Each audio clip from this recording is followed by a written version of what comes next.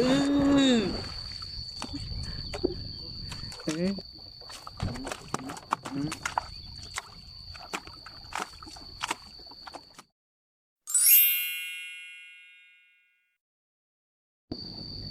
เอาสบายดีตอนเช้าเนาะมื้อนี้มาอยู่น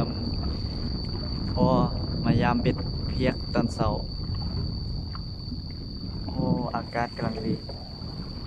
ลมบักแห้งๆ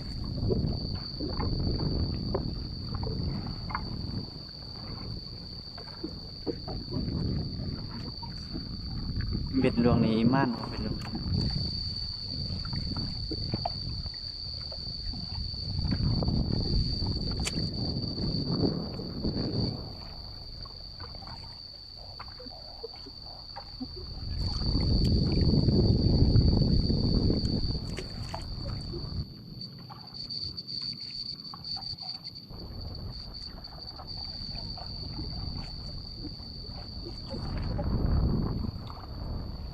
ซองลังลังที่3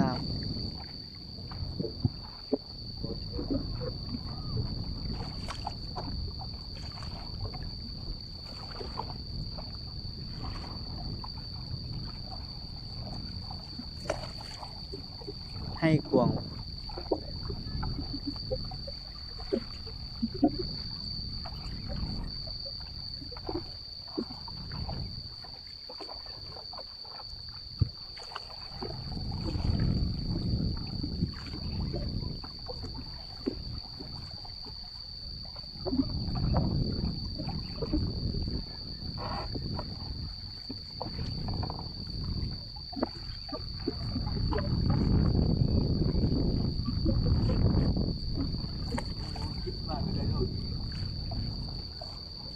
บ่ถือ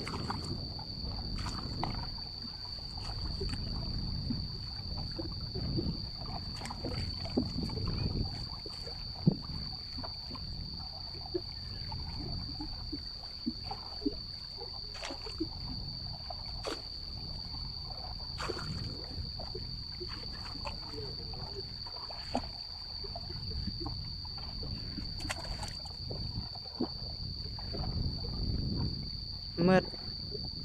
บ่ถือเบ็ดหลวงนี้ไปต่อหลวงมาเหงียเสียบมันเรือไปต่อลองมาลงมาอีพอตัวแล้ว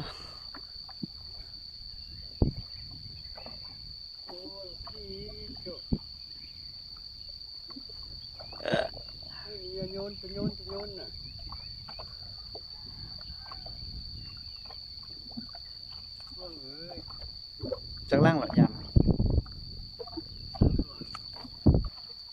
มึงหินครึ่งกลางหรอ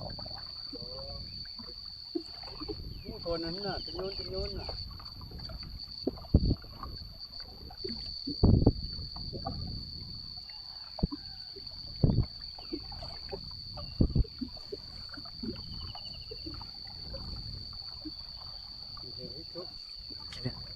คิดแท้มันไม่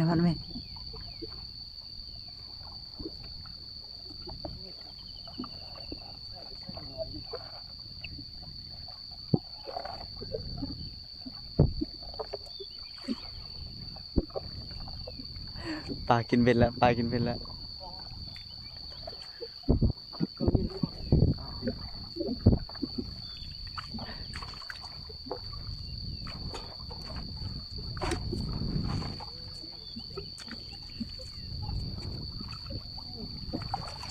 ค่อยๆบ่ตรงอันนั้น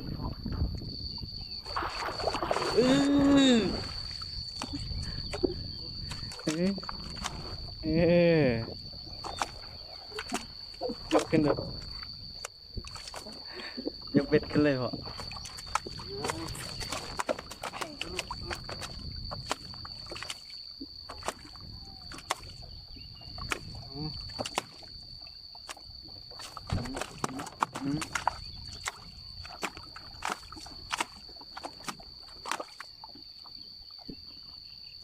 ไปย่าง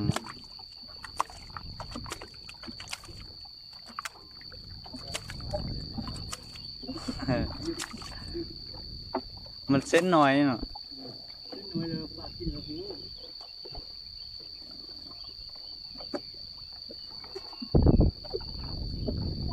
หมดแล้ว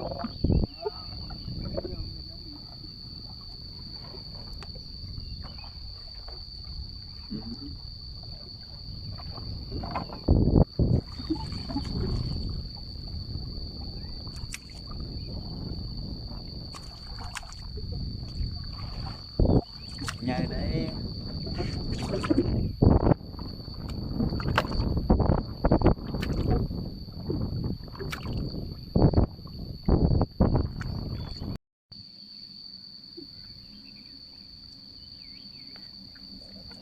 เอาหมดแล้วเนาะคลิปนี้เนาะอย่าลืมกดไลค์กดติดตามเพื่อเป็นกำลังใจให้กันเด้อ